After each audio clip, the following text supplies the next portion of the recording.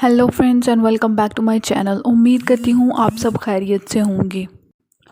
Guys, doctor एक ऐसा इंसान होता है जिसको बहुत ज़्यादा मरीज़ अपनी ज़िंदगी का रखवाला समझ लेते हैं। और दुनिया में बहुत सारे डॉक्टर्स ऐसे हैं जो मरीज़ों की उम्मीद पूरी करने में लगे हुए हैं, लेकिन कुछ लोग ऐसे भी हैं जो इस पेशे को सिर्फ पैसा कमाने का ज़रिया मानते हैं। तो चलिए आज इस वीडियो में डॉक्टर्स की कुछ ऐसी गलतियाँ आपको दिखाती हूँ जिन्हें देखकर आप यकीनन इज़हार अफ़सोस करेंगे। सबसे पहले नंबर पर आता है रॉन्ग लेग एम्पुटेशन।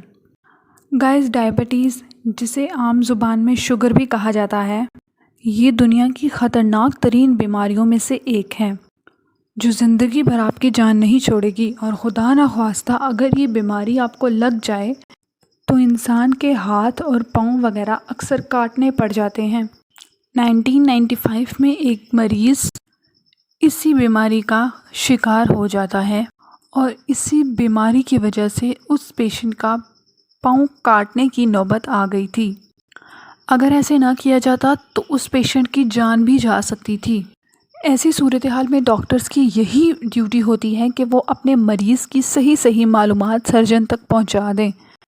लेकिन विली के मामले में, जो कि ये पेशेंट था, इसके मामले में डॉक्टर्स ये गलती कर बैठते हैं और डॉक्टर की तरफ से दी जाने वाली गलत इन्फॉर्मेशन की वजह से डॉक्टर पेशेंट का गलत पाँव काट देता है।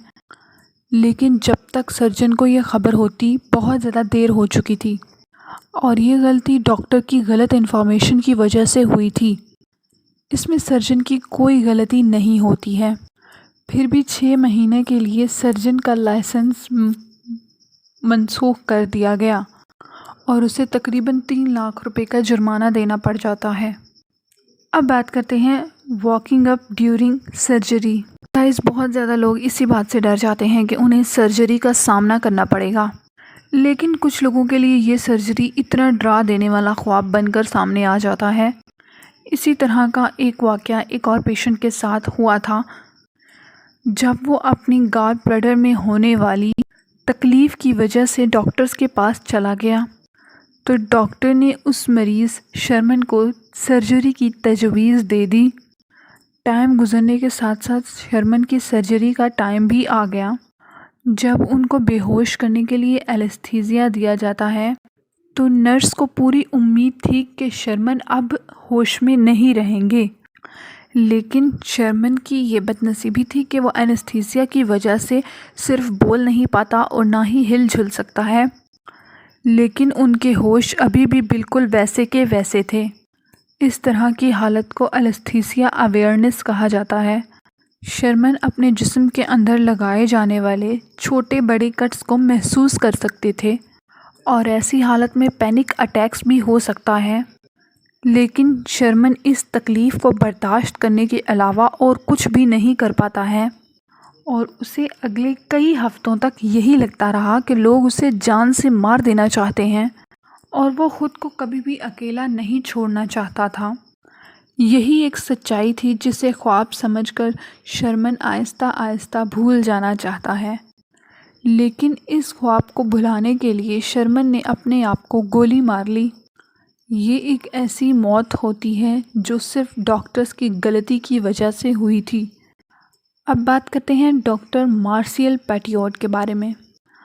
गाइस, इससे पहले हम आपको ये बात बताएं कि डॉक्टर्स की गलतियां लोगों को बहुत ज़्यादा महंगी पड़ गई थी, लेकिन जो अब आपको बात बताने जा रहे हैं इसमें डॉक्टर्स जानबूझकर उल्टे काम करते हैं। जैसे कि दूसरी जंग अज़ीम के दौरान मार्सल पेटियोट नामी ये डॉक्टर सुर्खियों की जीनत बन चुका था।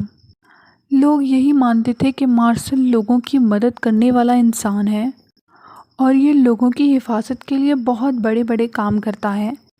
लेकिन 1944 तक लोगों की ये सारी खुशफहमियाँ दूर हो जाती हैं जब मार्शल पेटियोट के घर में इंसानी लाशों के ढेर मिल गए और तय खाने में ऐसी लाशें भी मिली जिनके जिस्म के हिस्से काटे हुए थे।